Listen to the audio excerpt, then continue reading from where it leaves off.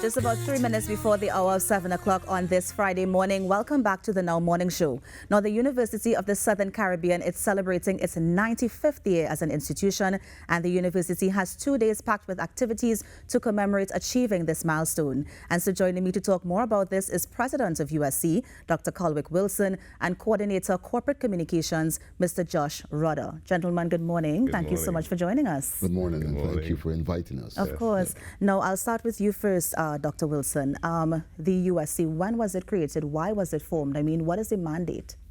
August 27th, Wow. 1927.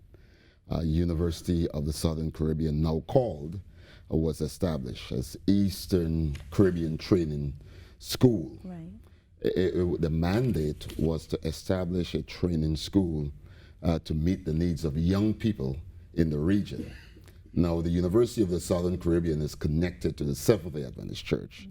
So the church in this region, the Eastern Caribbean up to South America, the tip, where we have Guyana and Suriname, is the region that incorporates this church in this section of the country. And so what they did is focus on the young people and training them with skills. Now, they weren't thinking university kinds of things. They were thinking more manual labor and certain kinds of skills to make them marketable, I would say. Of course. And then how did we make the transition from that institution, of course, to now calling itself a university? Well, 16 years ago, the university moved from Caribbean Union College to the University of the Southern Caribbean. And Caribbean Union College was a college, so the associate degrees and certificates. But in that period, when we transitioned 16 years ago into the University of the Southern Caribbean, we started offering more degree programs. Right. Actually, in 1970, we were able to start our first baccalaureate program. And now we had a number of other degrees that we were offering. So that made us not just a college where we would do associate degrees, but we would do degrees that are bachelor's, and then subsequently we have a number of master's degrees program. Of course. And actually did a doctoral program in affiliation with a university in the U.S. Nice. And I'm wondering, and I'm not sure if Josh, you can come in here, the accreditation process, what was that like to actually be considered a university now? Oh, Doctor, you may probably go on. Well, you know, we have to be accredited. Yes. And ACTT is our accrediting body in Trinidad and Tobago. We also accredited by the Adventist International Accreditation Institution. So we accredited regionally, meaning ACTT, and also internationally in terms of the church's organization. In addition to that, we have a number of programs that are accredited internationally. So, for example, our Masters in Occupational Therapy is accredited by the World Council of Occupational Therapy.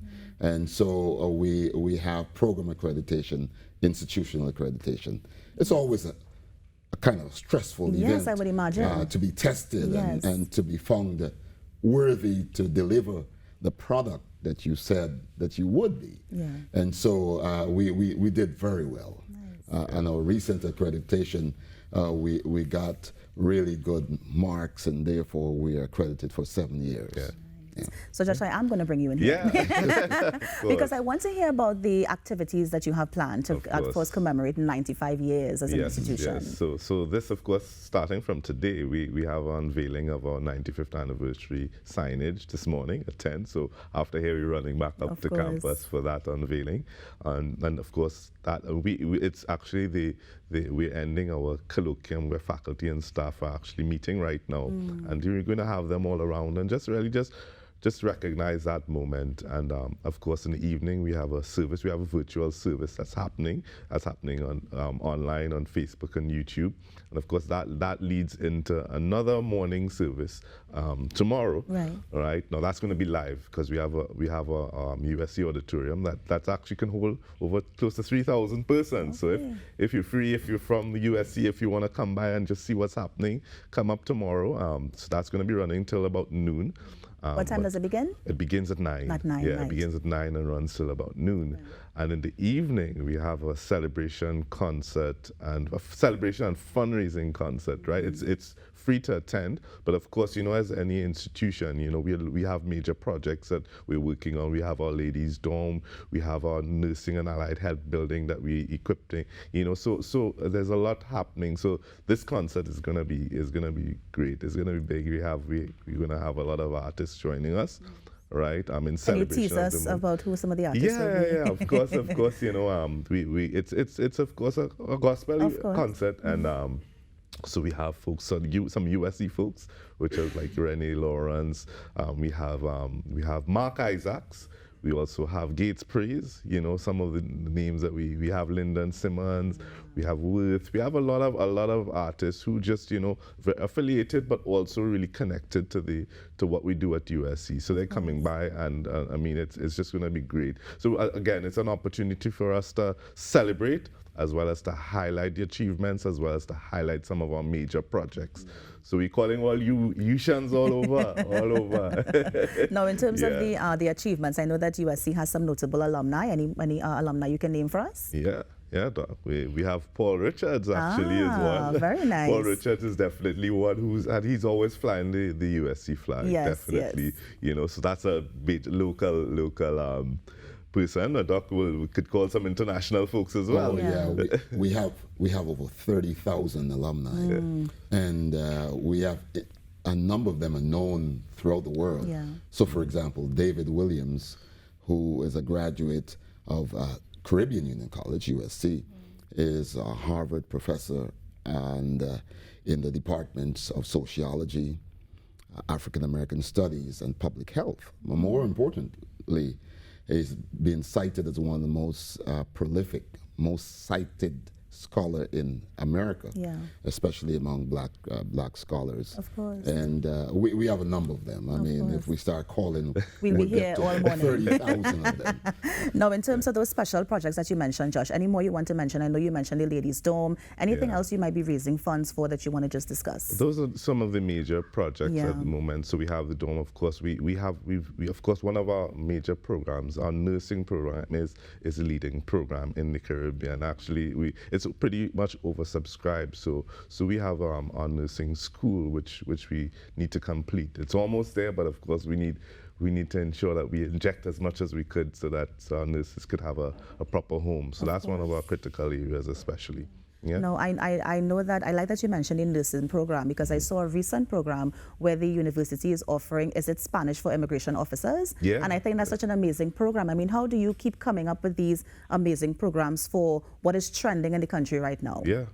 I think it's amazing. Well, one of the things we believe and we practice is that we want to be relevant in the society. And relevance in Trinidad and Tobago included Spanish for these officers. And I was at their graduation, and they were able to speak in Spanish at the end of the program. So we have a number of professionally development and design courses, so we call it the PDI, where we have short courses that are targeted to the needs of individuals in their professional roles. And so that was one of them. And we have a number of others that we're excited to share with the community with regards to the needs that people have as they continue their professions. Amazing. Josh, you wanted to add one more thing? No, of course we must speak to our extension campuses, because we have our South campus is expanding exponentially.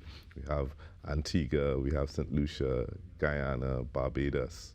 Yeah, that's it. Tobago. Tobago, of course. Tobago has one. Okay. Yeah, Tobago as well. You know, so we're throughout the Caribbean, and that's why we're the University of the Southern Caribbean. It's in the name. It's in the name. It is. Well, gentlemen, let me thank you so much for coming and just sharing a little bit about what you're doing to commemorate your milestone. Let me also congratulate the university as well for reaching 95 years and to continuing to provide that level of service. I know that your alumni will really appreciate it. Thank you, Kimberly. Pleasure being here. Of course. Thank you. And that was the Corporate Communications Coordinator at the University of Southern Caribbean. That was Mr. Josh Rudder, and of course the President of USC, Dr. Colwick Wilson. We're going to take a quick break and be right back. We have so much more coming up on the Now Morning Show. Stay with us.